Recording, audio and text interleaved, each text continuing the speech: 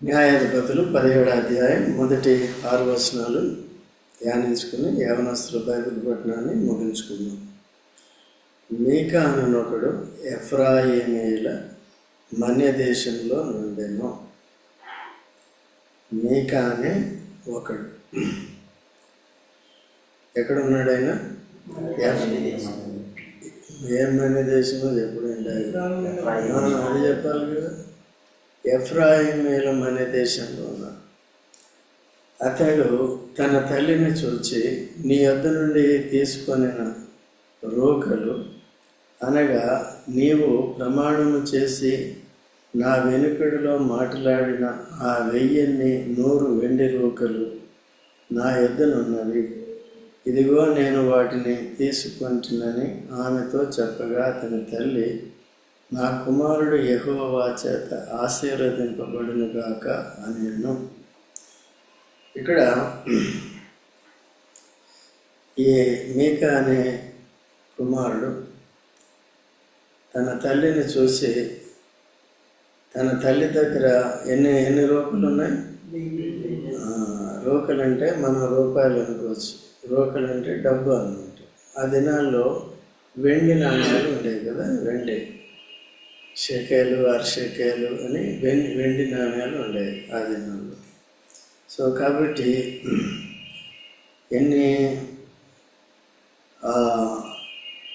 అనగా నీవు ప్రయాణం చేసిన వెనుకలో మాట్లాడిన ఆ 1,100 వెండి రూపాయలు నా యొద్దనున్నవి. ఇదిగో నేను వాటిని తీసుకుంటునని ఆమెతో చెప్పగా అతని తల్లి, నా కుమారుడు యెహోవా చేత ఆశీర్వదింపబడును. ఇంతవరకు బాగానే ఉంది కదా. ఎన్ని తీసుకున్నాడు? ఎన్ని వెండి రూకలు తీసుకున్నాడు? 1100 తీసుకున్నాడు. ఎవరి బాబీ? తల్లి కదా.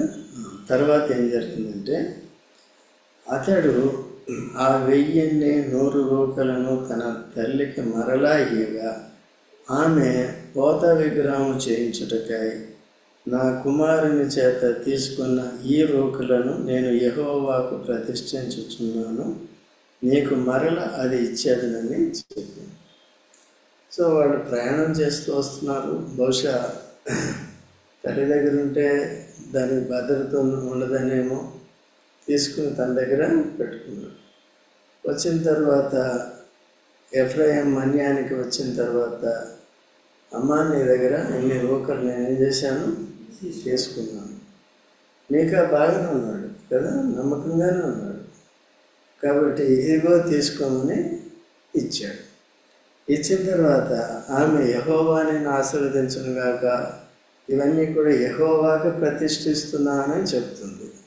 అందులో ఎంతవరకు నిజముందో మనం చూసుకుందాం. కాబట్టి అతడు ఆ 1,100 రూకలను తన తల్లికి మరలనీయగా ఆమె పోత విగ్రహం చేయించుటకై, నా కుమారుని చేత తీసుకుని ఈ రూకలను నేను యెహోవాకు ప్రతిష్ఠించున్నాను, నీకు మరల అదే ఇచ్చాను అని చెప్పి తీసుకున్నాను. ఏం చేస్తున్నాను? నేను యెహోవాకు ప్రతిష్ఠిస్తున్నానని అతనికి, ఎవరికి? కుమారుడికి చెప్పి. అబద్ధమే అది.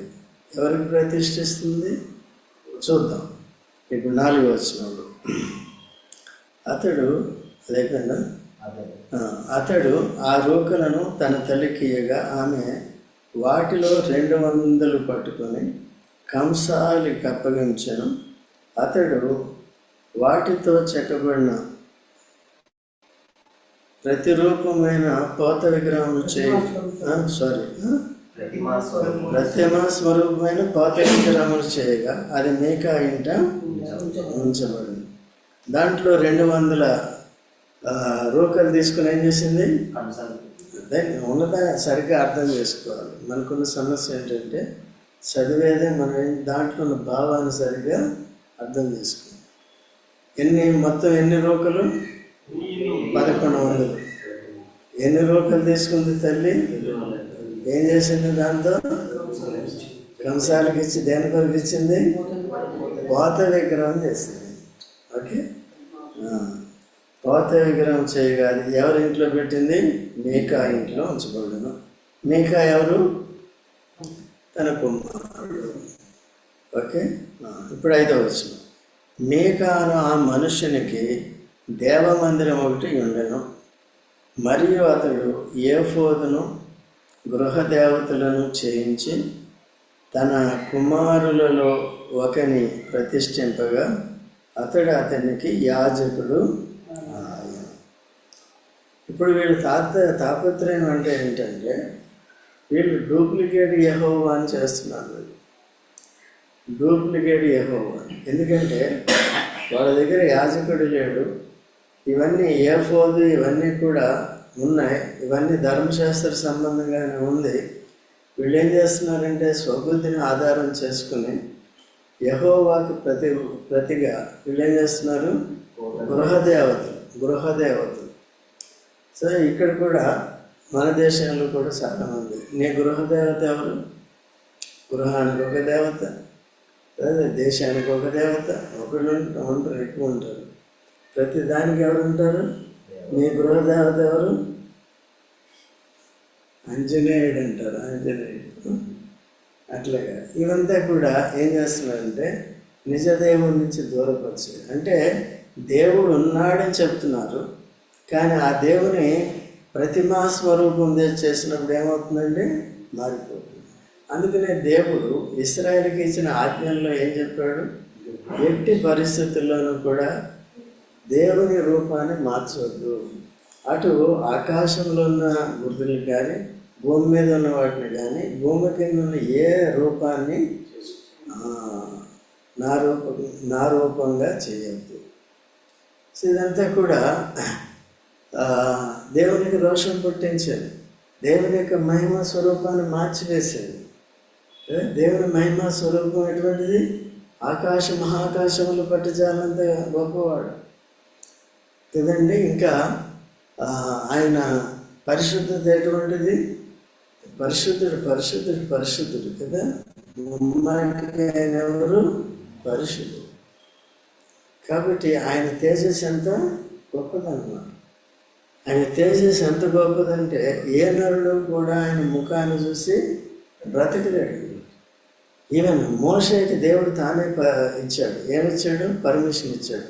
సీనాయి కొండ మీదకి రా, నేను నీకు ధర్మశాస్త్రం ఇస్తానని తీసుకెళ్ళి ఒక 6 రోజులు అక్కడ వెయిటింగ్ పెట్టి, వాళ్ళందరూ వెయిటింగ్లో పెట్టి తర్వాత పిలిచాడు. రాసిన తర్వాత పిలిచాడు. 7వ రోజున అంటే విశ్రాంతి దినం రోజున పిలిచాడు అన్నమాట. ఇవన్నీ ఉంటాయి, తర్వాత చదువుకోండి. 24, 25 అధ్యాయంలో నిర్గమాకాండంలో కూడా ఉంటాయి. నిర్గమాకాండం 24, 25 అధ్యాయాల్లో ఉంటాయి అన్నమాట. 23 నుంచి కూడా ఉంటాయి. కాబట్టి వెళ్ళినప్పుడు ఏమైందంటే అప్పుడు దేవుడు ఏం చేశాడంటే మేఘంతో కప్పాడు దాన్ని మహిమనంతా. ఎందుకంటే బయట ఎవరు కూడా చూడకూడదు, చూస్తే ఏమవుతారు? చనిపోతారు మహిమతో. ఆ మేఘము గుండా ఈయన ఏం చేశాడు? మేఘంలో చూశాడు. చూసిన తర్వాత ఏమైపోయిందంటే ఆయన ముఖం ఏమైపోయింది? దేవుని యొక్క ప్రకాశం ఆయన మీదకి వచ్చేసింది. ఎవరి మీదకి వచ్చింది? కిందకి వచ్చిన తర్వాత ఈయన ముఖాన్ని చూడలేకపోయారు. అందుకని ఏం చేశాడు? ఆయన ముసుగు వేసుకున్నాడు అన్నమాట కదా. అంటే దేవుని మహిమ రిఫ్లెక్ట్ అయిన ఒక మనిషి ముఖాన్ని మనం చూడలేనప్పుడు దేవుని మహిమ మనం చూడగలం. ఎట్లా చూడగలం అంటే యేసుక్రీస్తు ప్రభు ద్వారా చూడగలం. బైబిల్ ఏం చెప్తుంది? ఏ భేదము లేదు. చెప్పారంటే అందరూ ఏం పాపం చేశారు మీరు కదా. ఆదాము పాపము చేసిన వారిలో పుట్టి, నేను పాపములో పుట్టిన వాడిని. ఎవరన్నారన్నమాట? దాన్ని పాపములో పుట్టినవాడిని, పాపములోనే నా తల్లి నన్ను గర్భమున ధరించు. కీర్తన 51:5. మనమంతా కూడా ఎవరిలో పుట్టాం? అదే మన పాపం. చూడండి, రోమీయులకు రాసిన పత్రిక 5వ అధ్యాయం 12వ వచనం. 5వ అధ్యాయం 12వ వచనం. ఇట్లుండగా ఒక మనుషుని ద్వారా పాపమును, పాపము ద్వారా మరణమును లోకంలో ఎలాగ ప్రవేశించును అలాగనే అందరూనే కొందరా ఎందరు అంగీకరిస్తారో వారంతా దేవుని యొక్క ఆశీర్వాదం పొందుతారు. ఎవరైతే అంగీకరించారో వారి శాపంలో ఉంటారు. తర్వాత అందరూ పాపము చేసినందున ఏమైంది? మరణం. మనం యాక్చువల్గా నరుడిని దేవుడు శాశ్వతంగా ఉండాలని చేశాడు. నిరంతరము దేవునితో పాటు ఉండాలని చేశాడు. ఎప్పుడైతే దేవుని యొక్క ఆజ్ఞను అతిక్రమించి పాపం అయ్యాడో, పాపం ఏం తీసుకొచ్చింది? మరణాన్ని తీసుకొచ్చింది. ఆత్మలో ఎడబాపు, శరీరంలో నిర్జీవము, చావు, ఆత్మ నరకానికి సదాకాలము ఎడబాపు వెళ్ళిపోవాలి. ఓకే, అటువంటి భయంకరమైన పరిస్థితికి పాత్రలో మనం కూడా ఎవరు అండి? మీకా వంటి వారు. మనం కూడా ఎవరము? మీకా తల్లి వంటి వారు. తల్లి పేరు ఉందా ఇక్కడ? లేదు, తల్లి పేరు లేదు. తల్లి వంటి వారు. వారు ఏం చేస్తున్నారు? వాళ్ళు యెహోవా ధర్మశాస్త్రాన్ని ఎరిగిన వారే, కానీ ఏం చేస్తున్నారంటే వీళ్ళు పనుకున్న వస్తువులతో విగ్రహాన్ని చేస్తారు. ఏదైతే చేయొద్దు అంటున్నారో దాన్నే చేస్తున్నారు. సో మనం కూడా అటువంటి వారు.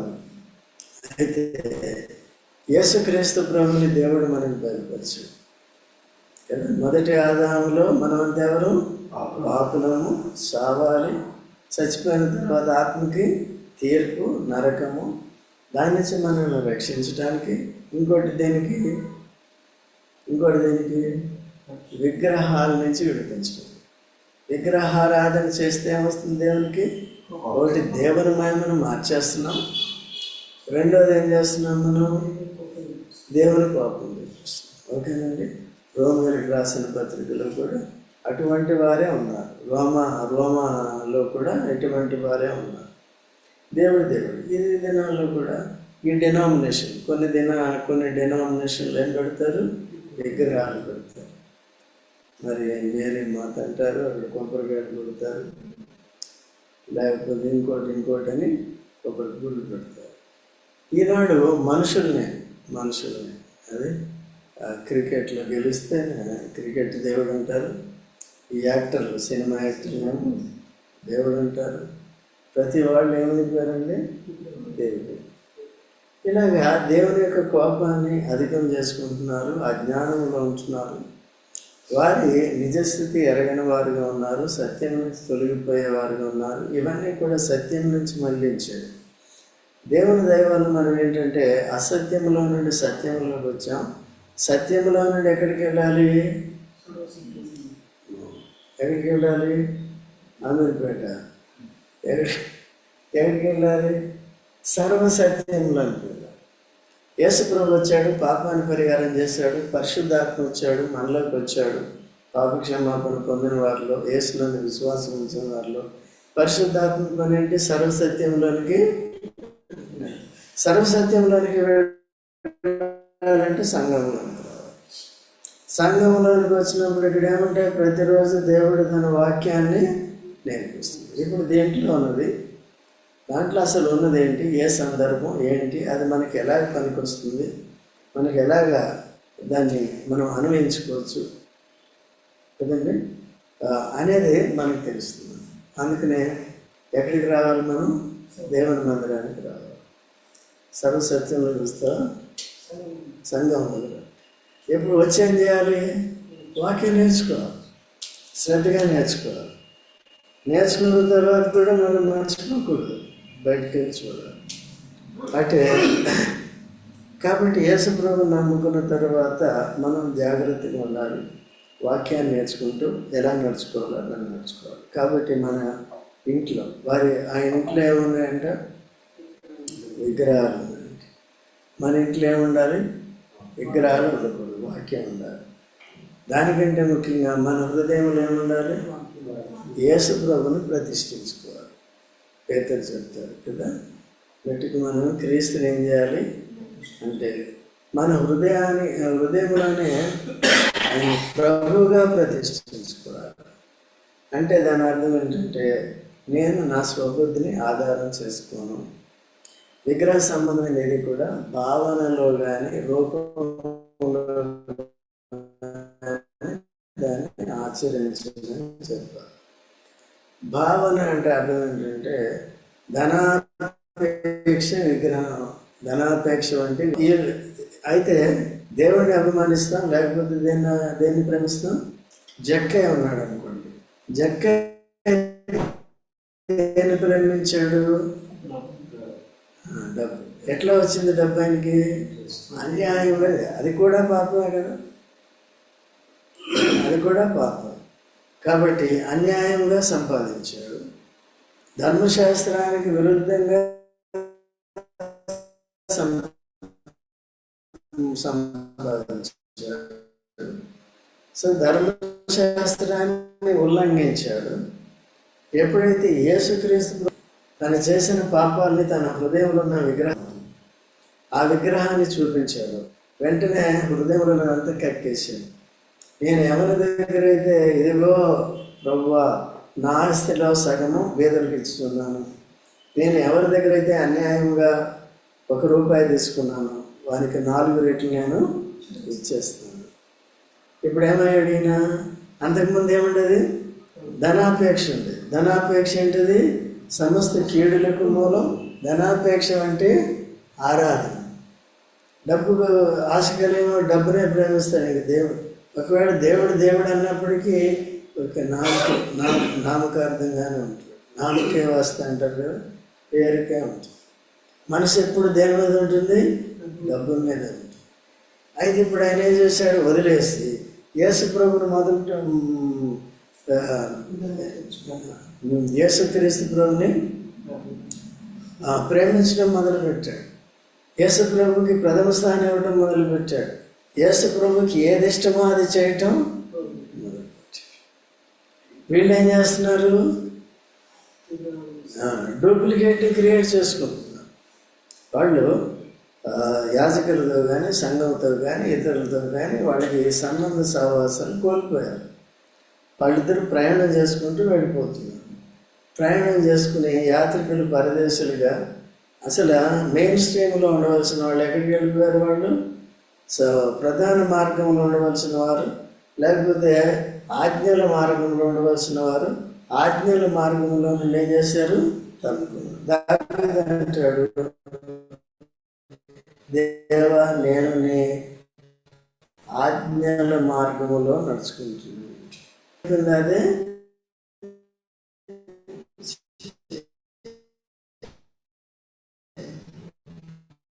కొన్నిసార్లు ఏమవుతుందంటే సహవాసంలో నడుచుకోవడం మొదలు పెడతాం. తెలియని హృదయ సంబంధమైన విగ్రహాలకి వెళ్ళిపోతాం. అప్పుడు ఏమవుతుంది? మనం దేవుని ఆశీర్వాదం కలుగుతుంది, దేవుని యొక్క ఉగ్రత కలుగుతుంది. దేవుని యొక్క ఉగ్రత ఈ భూమి మీద పెద్దగా కనపడదు మనకి. ఎప్పుడు కనపడుతుంది? చనిపోయింది. దేంట్లో ఉంటుంది? ఆత్మ. అది శాశ్వతంగా. మనం ధ్యానించుకుంటున్నప్పుడు ఎవరు ఎలా తగ్గిపోతూ వచ్చారో, ఎవరు ఎలా సమకూర్చబడుతూ వచ్చారో ఇవన్నీ కూడా మనం నేర్చుకోవచ్చు. సో ఇవన్నీ వీళ్ళిద్దరు ఎందుకు అట్లా చేశారు? తల్లి కొడుకు చెప్పండి చూద్దాం.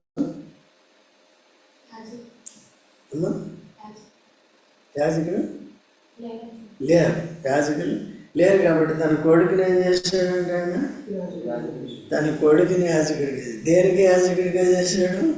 విగ్రహానికి యాజకుడిగా. అంటే ఇదంతా ఎక్కడ పుట్టింది? అక్కడే పుట్టింది. ఇశ్రాయేలు అరణ్యంలో కూడా ఏం చేశారు? దూడని. అక్కడే ఉన్నారు.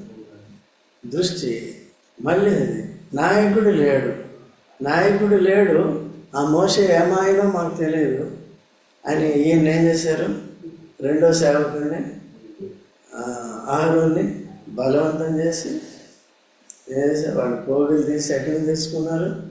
ఐగుప్తు తెచ్చుకున్న పోగులు తీసి బంగారం కరగబెట్టి వద్దోడని. అదే మోషే ఉంటే జరిగేదా పని? అహరోను అంత స్ట్రిక్ట్ కాదండి. నీ ఇష్టం.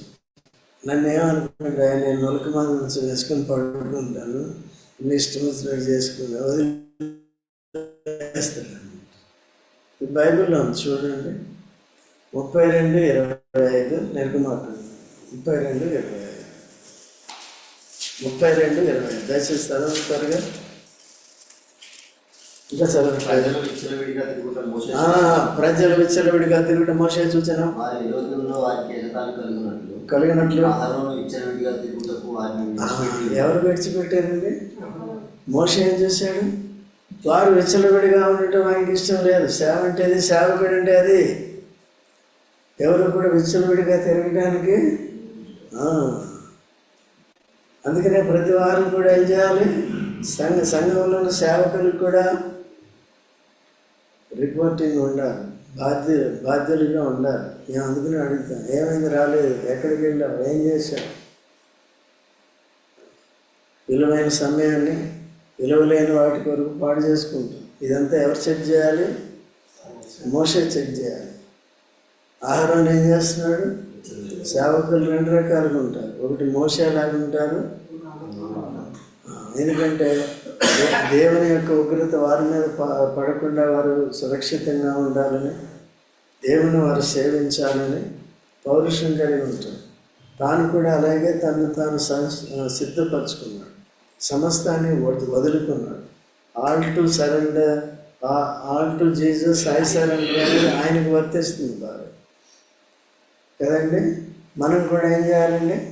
ఆ వేళనే వెళ్ళేది నేర్చుకోవాలి. ఎట్లా? All to Jesus.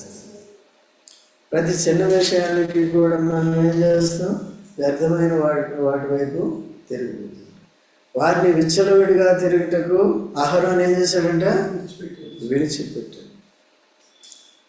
ఈ దినాల్లో కూడా విశ్వాసాలు ఆయా స్థానిక సంఘాల్లో ఒత్తిడి చేస్తూ ఉంటారు సేవకులు. వాళ్ళు ఏం చేస్తారంటే ఒత్తిడికి లొంగిపోతూ ఉంటారు. లొంగిపోయి ఏం చేస్తారంటే వాడు చెప్పినట్టే చేస్తారు. అందుకని శరీరం చూస్తుంది. సో ఇలాంటి స్థానిక సంఘాల్లో వచ్చేస్తుంది. అందుకు జాగ్రత్తగా ఉండాలి. ఇప్పుడు మోషే తర్వాత ఆ విగ్రహాన్ని పొడి చేసి నీళ్ళలో కలిపి ఎవరైతే దానికి కారకులో వాళ్ళందరికీ ఏం చేశాడు తెలుసా? తాగించాడు. తర్వాత లేవీయులు ఎవరైతే దేవుని పక్షంగా ఉన్నారో ఈ పాపము చేసిన వారిని చంపేది. లేవీయులు ఏం చేశారంటే దేవుని పక్షంగా ఉంటారు. లేవీయులు అంటే దేవుని హత్తుకుని కదండి. క్రైస్తవులు అంటే క్రీస్తుని హత్తుకున్నారు. అందరూ హత్తుకుంటున్నారా? లేదు. కొంతమంది ఏమవుతున్నారు? విచ్చలవిడిగా తిరుగుతున్నారు. ఇక్కడేం చూసాం మనం? విచ్చలవిడిగా తిరుగుతున్నారు. అంటే అంత ఏదైనా ఎటువంటి పాపానికంటే రెడీ. అది విచ్చలవిడి. విగ్రహాన్ని చేయటానికి అంతలో మార్పు జస్ట్ 40 days అండి. 40 days. నేను కూడా అందుకని భయపడి ఎటు వెళ్ళట్లేదు. అదే మోసేకి ఎన్ని రోజులు పట్టింది వాడు తప్పడానికి? Just 40 days. ఇంకా ఉన్నట్టుంది.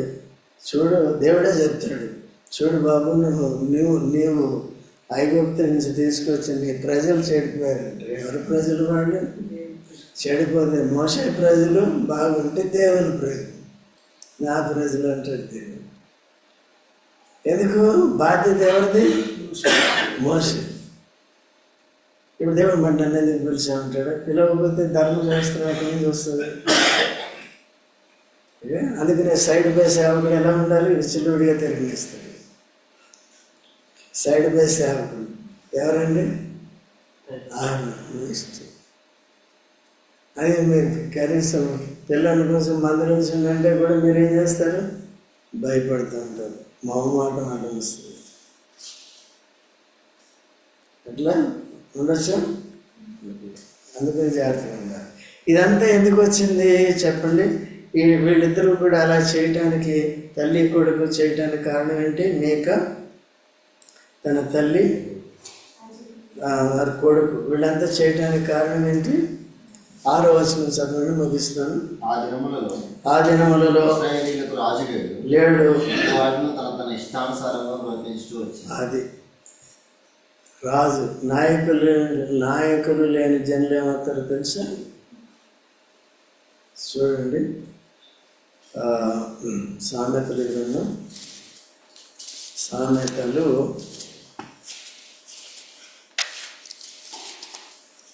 11,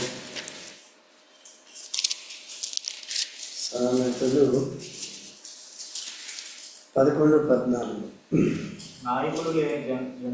నాయకులు లేని జనులు చెడిపోవదురు, ఆలోచన కత్తులు అనేకులున్నట. నాయకులు లేని జనులు ఏమవుతారు? ఎటువంటి నాయకులు ఉండాలి? మోషే వంటి నాయకులు ఉండాలి. తాను దేవుని చిత్తానుసారంగా సిద్ధపరచుకుంటూ ప్రవర్తిస్తూ దేవుని కొరకు జీవిస్తూ ప్రజల క్షేమాన్ని కోరుకుంటూ ఉండాలి. సంఘంలో సేవకులు అందరూ సేవకుల. ఎవరు సేవకులు? మోషే లాంటి వాళ్ళు, అహరోను వంటి వాళ్ళు సంఘం పాడు. విశ్వాసులంతా ఏమవుతారు? నాయకులు లేని జన్మ. ఈవెన్ లోకంలో కూడా లంచగొండి నాయకులు ఉన్నారు. దేశం అంతా ఏమైపోతుంది? ప్రజలకు అంత బాగోగులు సరిగ్గా ఉందో. అదే కొన్ని దేశాల్లో ఉన్నాడు, డెవలప్ అయిన దేశాల్లో ఉన్నాడు. వాడు ప్రెసిడెంట్ కొద్దిగా లంచం తీసుకున్నా, లేకపోతే ఒక ప్యూన్ చెప్పురాసి లంచం తీసుకున్నా, ఇద్దరికీ ఒకటే శిక్ష. ఎంతమందిని ప్రధానమంత్రులు జపాన్ కానీ చైనా కానీ ఊరు తీసేయలేదండి.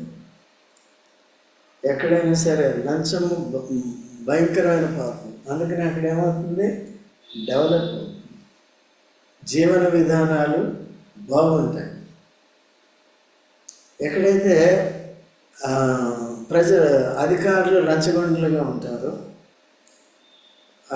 ఆ దేశం ఏమవుతుంది? తర్వాత ఆలోచనకర్తలు కూడా ఏముండాలి? ఎప్పుడైనా మనకి సరిగ్గా అర్థం కాలేదు, సంశయాలు ఉన్నాయి, అలాంటప్పుడు కూడా మనకు ఆలోచన చెప్పేవారు కూడా. ఇక్కడ మీకు అది కూడా పెట్టాం. ఏది? బుధవారం సాయంకాలం ఏముంటుంది? కౌన్సిలింగ్. ఎంతమంది ఉపయోగించుకుంటున్నారు? మాకు అంతా వచ్చేసి. ఎందుకంటే ఇప్పుడు టైం ఎక్కువ దేనికి కావాలంటే ఆత్మీయ జీవితానికి కావాలి. దానికి పెట్టేది ఇంత కానీ కావాల్సింది నిత్య జీవం. నిత్య జీవానికి ఎంత టైం నువ్వు పెడుతున్నావు?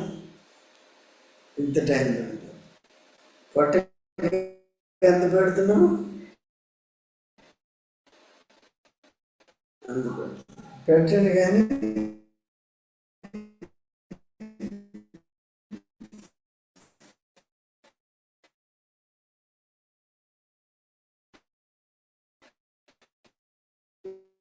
ఇది కూడా నేర్చుకుని ఉన్నారా లేరా?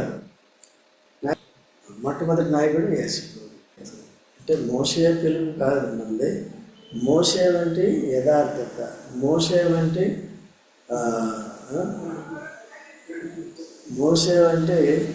అన్నీ వదులుకోవాలి. వేరే అవకేషన్స్ పెట్టుకోకూడదు కదా. ఏమైనా అవకేషన్స్ పెట్టుకున్నాడా మోషే? ఏం పెట్టుకున్నాడు? సమస్తాన్ని విడిచిపెట్టాడు.